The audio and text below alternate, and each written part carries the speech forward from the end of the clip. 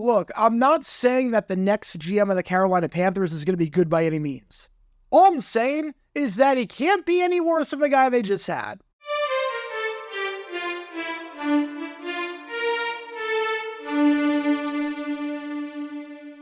Welcome everybody to JG9 News, where we talk all things NFL all the time. I'm Jared9, representing the 904 from the 602, and today we are talking about the news that happened with the Carolina Panthers firing their GM, Scott Fitterer, after 3 seasons, after a 2-15 season, after a tenure where he went 14-37 in 3 seasons with the team. He is officially out, and the search for a new general manager begins in Carolina. They are cleaning house with everything. They fired their head coach, Frank Reich, in the middle of the season, and now they are firing the other man in charge, the general manager.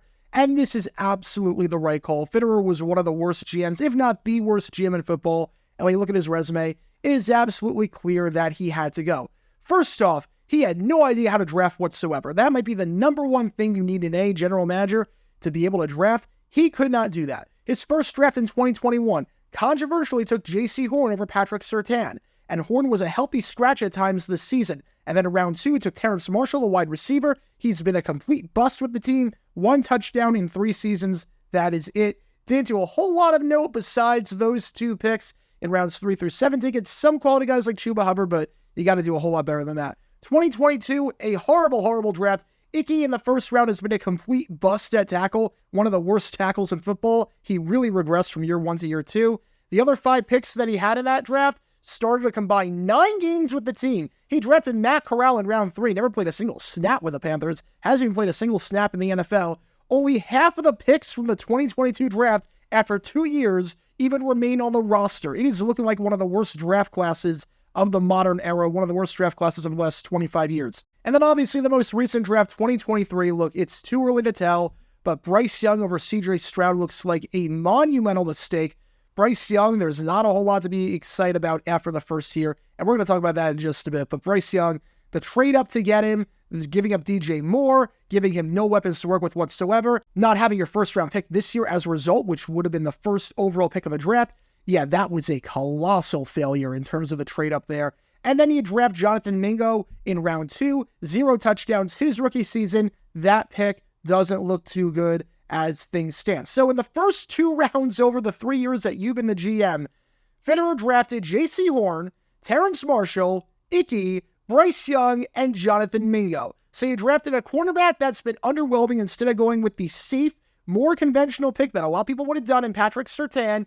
You drafted 2 wide receivers with a combined 1 touchdown. You drafted one of the worst tackles in football, and you drafted Bryce Young, who, yeah, not a great rookie season, especially when you see what CJ Stroud was doing over in Houston. Safe to say, absolutely atrocious drafting with a resume like that. It's no surprise that Fitterer is gone. On top of that, as if it could get any worse, Fitterer was horrible at making trades. Obviously, he gave up a lot of picks, a lot of ammo to go get Bryce Young, but he also made some really weird trades with the Jacksonville Jaguars that, shocker, did not work out at all. The trade for C.J. Henderson, a cornerback who was terrible in Jacksonville and expressed interest in not playing football at all. They gave up a lot for him. That didn't work out. The Laviska Shenault trade, a receiver that can't create any separation whatsoever. Why you decided your idea was to just rebuild the 2020 Jaguars, as in the team that went 1-15 and was one of the worst teams in the last 10 years? I have no clue, but that's what Fitterer tried to do, and it's no surprise that it didn't work out at all. The trades were terrible. The drafting's been terrible. The free agency, obviously the big one, Miles Sanders, gave him a 4-year deal worth $25.4 million, made him one of the highest paid running backs in football, even despite the fact that he completely tailed off over the second half of the season in Philly. He had one of the worst Super Bowls by any running back ever. He couldn't hold on to the football. He didn't look that good. You still gave him a massive contract, even though Chuba Hubbard was coming along last year, and he only lasted a few games before he got benched for Hubbard, so good job with that contract. 14-37 record in 3 seasons. The team was only getting worse as the years went on. Again, this year they became the first team ever to not lead at any point in the fourth quarter in any of their games. The only 2 wins they had, they won on walk-off field goals. They did not have a single lead in the fourth quarter, and a roster that bad, it's no surprise as to why that was the case. So Scott Fitterer is out. The new search for a general manager in Carolina begins.